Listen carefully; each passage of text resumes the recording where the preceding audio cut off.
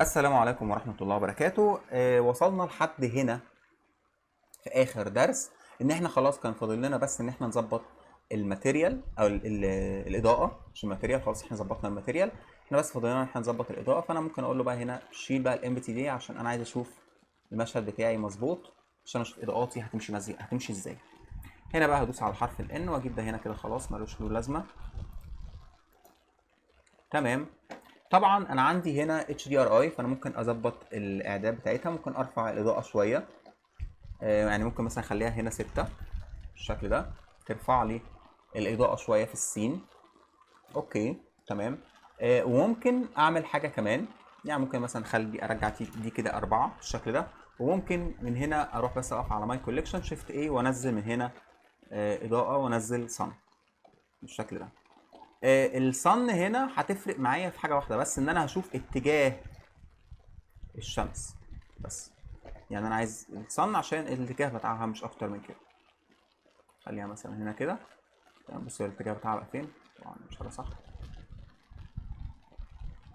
حاجه كده مثلا تديني من هنا شادو. بص كده الشادو بقى عامل ازاي بالشكل ده. وابدا بقى من هنا. بص يعني ما ظبطتش. خليني اروح من على الفرونت، طبعا هقوم جاي حاططها هنا كده. ومن على التوب، من على التوب مثلا اقوم جاي واخد ده حاطه كده بالشكل ده. بقت الاضاءه جايه من ورا. تمام. طبعا دي مش احسن حاجه انك تعملها، ان انت تخلي الاضاءه بتاعتك من ورا، ولكن انا عايز الاضاءه تبقى من قدام عشان ترمي الشادو بتاعي اللي ورا. فممكن مثلا اطلع من على الفرونت تاني، اجيب ده بس الاول هنا كده. تمام. معرفش ليه بتعمل كده والله، معرفش بتعمل كده ليه، بس ايا كان بقى خليني اجيبها هنا كده.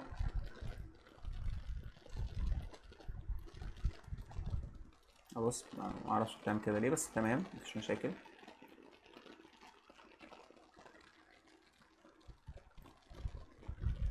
هي كده مش من قدام قوي برضو، خليها كده.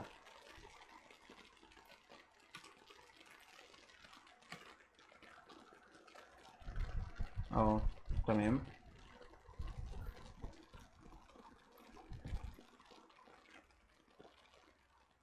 تمام. الاضاءه جايه من هنا كده ترمي شادو على ورا. تمام. وممكن من اعدادات الصن كده اروح من هنا واديها شويه مالتي بلاي، مثلا على مالتي بلاي خليها 3، بحيث ان هو يبقى عندي هنا شادو. تمام. زي ما انت شايف بقى كده بدات ترمي هي هنا شادوهات على الخلفيه. طبعا 3 ممكن يبقى كتير، فممكن اخليه 2 بس بالشكل ده. تمام. طبعا انت عندك هنا ممكن تقول له كاست شادو او ما تكاستش، يعني ما تعملش شادو كتير. تمام. يعني بالشكل ده. طبعا اعدادات الشادو هنا للاسف يعني مش احسن حاجه ان انت تخليها بلو، تخلي الشادو بتاعها بلور او حاجه زي كده. بس هي صن، يعني صن يعني هتعمل لك حاجه زي كده. وممكن تلغي الصن وتعمل سبوت لايت. خليني اخفي الصن من هنا ومن هنا. تمام. وانزل سبوت لايت، مش سبوت، اريا لايت. انزل من هنا اريا لايت بالشكل ده، واعملها كده. تمام. انا عايزها برضو في نفس الاتجاه او في نفس المكان، بس كده فوق قوي. ممكن اعملها كده. تمام. و مين اللي وقفني هنا؟ عايز اقف هنا كده بالشكل ده.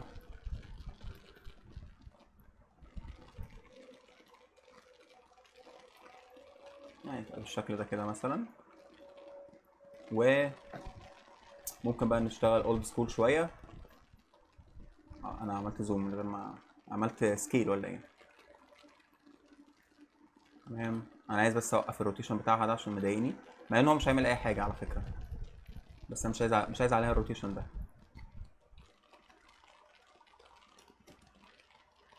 ده الروتيشن ده انا عايزه. خلاص ده الاتجاه بتاعها، مفيش مشاكل خالص. انا بس عايز اتاكد ان الاتجاه بتاعها على اللابتوب مش على الارض.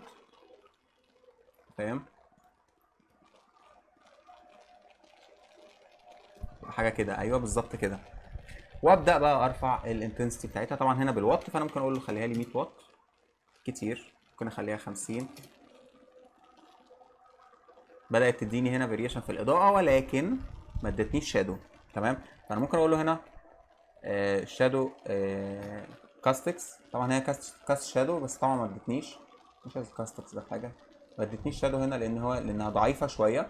بس خلي بالك الشادو اللي هي عطيهولي انا حبه لسبب ان هو مش شارب قوي، يعني انا مش عايز الشادو يكون شارب قوي. تمام، بس الاضاءه بتاعتها كتير، فانا ممكن اخليها 30. وعندك بقى انت تقدر تتعامل براحتك، انت عايز تزود عايز تقلل مش مشاكل. ممكن تلغي الاتش دي ار اي خالص وتعمل سوفت بوكس. تمام، تعمل سوفت بوكس من هنا، تقوم جاي حاطط مربع، يعني تحط هنا اريا لايت فوق وواحده هنا اريا وواحده هنا اريا، وخلاص تلغي الاتش دي ار اي. بس انا شايف ان كده خلاص، يعني الديزاين بتاعي في احسن حالاته، مش ممكن يعني اطلع منه بحاجه ثانيه. طبعا في فرق كبير من ما بين هنا وما بين هنا، ده يعني واضحين اكتر هنا. يعني طبعا كنتش مهتم قوي ان انا اظبط كل حاجه، لكن هنا واضحين. وزي ما قلت لك انت لما بتيجي تشتغل على الديزاين بتاعك، اول فكره بالنسبه لك بتبقى ابسط فكره، لكن بعد كده الدنيا بتبقى احسن. تمام، فزي ما انت شايف يعني انا من هنا عملت ديزاين كان شكله كويس، لكن من هنا انا شايف الديزاين احسن. تمام، الخلفيه ممكن تغيرها في اي وقت، يعني انا ممكن مثلا اروح على الخلفيه واقول له لو سمحت انا مش عايز الخلفيه دي، لا غيرها لي، خليها لي لون تاني، والعب في الهيو بقى، يعني خلي دول ثابتين زي ما هم والعب في الهيو عادي جدا. ممكن اخليها بالشكل ده، اداني ديزاين تاني خالص مختلف عن اللي انا عملته. مش عاجبني مثلا، لا خلي لي مثلا قلل لي الساتوريشن شويه عشان تروح على الابيض، لا اعلي الساتوريشن شويه عشان يبقى اللون قوي. فممكن مثلا انا عاده ما بزيدش عن بوينت 8 في الساتوريشن، خاصه في الخلفيه ما بزيدش. ممكن مثلا اروح على حاجه، لا البينك ده صعب جدا طبعا. تمام، ممكن اعمل حاجه زي كده، بس هتبقى بقى يعني هيبقى منور قوي، هيبقى قوي جدا. يعني براحتك بقى، انت شوف انت عايز تعمله لون ايه، كل الالوان متاحه بالنسبه لك، انت معاك لون وبتبدا تعدل. تمام، ممكن تخليه اعتقد كده هيبقى احمر. والله انا حابب اللون ده قوي، يعني انا حابب اللون ده جدا. ممكن تعمله بالشكل ده وتبقى خلصت الديزاين بتاعك على خير والدنيا تمام. لو عندك مثلا لابتوب انت اللي عامله وبتعرضه، مش هتعرضه لوحده، لا ده انت هتعرض معاه شويه حاجات كده بحيث ان هو يبقى الدنيا تمام. انا مش بقول لك، مش بكسلك عن انك تعمل ديزاين بايدك، لا انا بقول لك الديزاين اللي بالايد المعمول من A to Z بيبقى احسن طبعا بكتير، ولكن ما تكتفش نفسك. لو انت عايز مثلا عندك اوبجكت معين انت عامله وعايز تعرضه بشكل احسن، فانت عندك الحاجات دي بتعرضه لك بشكل افضل.